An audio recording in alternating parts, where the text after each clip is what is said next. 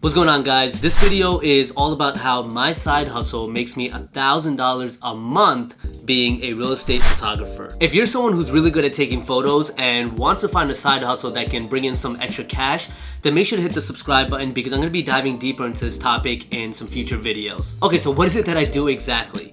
I not only take interior photos of a particular property for real estate agents, but I also create 3D virtual tours. Now, I started this hustle back in August of 2020, and I was able to sell the idea to clients that virtual tours were vital for their business because of the pandemic. A lot of buyers at the time just didn't want to leave their homes to go see properties, so having the option of seeing an interactive 3D virtual tour was just the most convenient tool ever. And still is a convenient tool. Not everyone, but a lot of people would much rather go through the home virtually before making the decision to go see the house in person. I feel like laziness was already a factor into why virtual reality was becoming popular in showing properties, but it's also because of the pandemic. You know, a lot of people just don't want to go see houses or attend open houses as much anymore. Anyways, I would go on Zillow and Trulia and cold call agents every single day. I'd pitch my photography and 3D virtual tour service, and agents would come back and ask how much, and I'd give them a price based on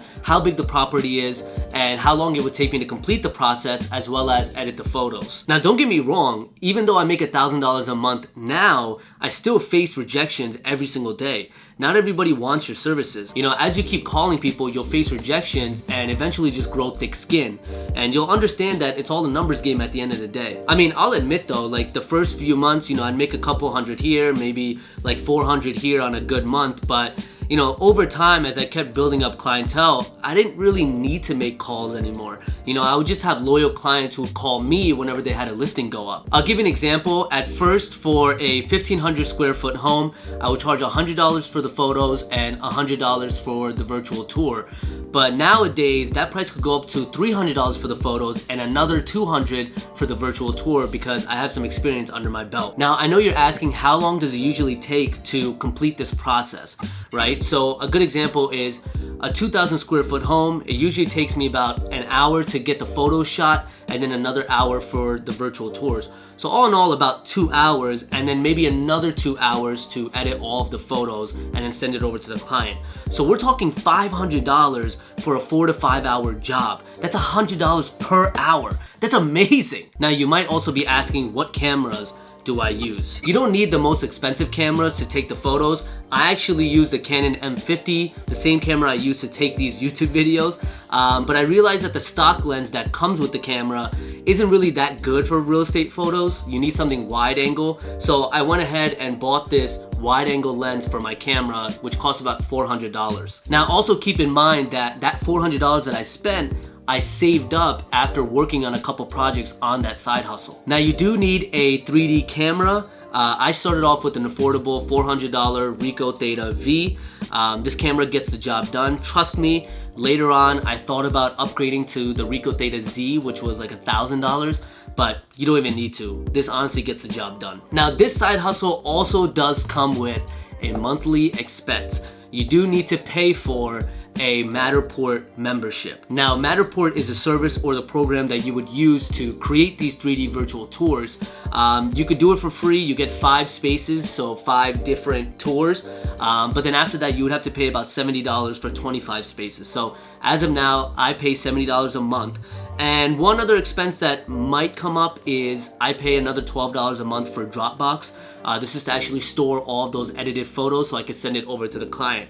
One last expense, a lot of people might want to pay to maintain a website or, you know, pay for some business cards, but I don't use any of that. I just email or text my portfolio to clients, and it saves me a lot of money. It's not mandatory to have a website. Now, the biggest question I get about this all the time is, do you need to know about real estate to do this? You do not need to know about real estate or the market and understand all that stuff, but what you do need to know is you do need to understand how to take real estate photos. It's much more different from taking photography shots of your friends or like your Chipotle bowl. Now, a good example of something that I had to learn when I started taking these real estate photos is that you want to get the right ratio between the ceiling and the floor when taking a shot of like the room. You know, you don't want too much ceiling and like less floor, and you don't want too much floor and barely any ceiling, but all of these things you're gonna learn as you go by. I didn't understand this stuff until like a couple projects in. Experience and practice is key. Now, one of the things that I really love about this particular side hustle is the fact that over the months I made so many friends and learned so much about real estate markets and understanding really like which houses sell and which ones don't. But really what the best thing is the fact that I get to go and explore so many different types of neighborhoods and towns all across New Jersey. There's been places that I've been to where I've seen beautiful properties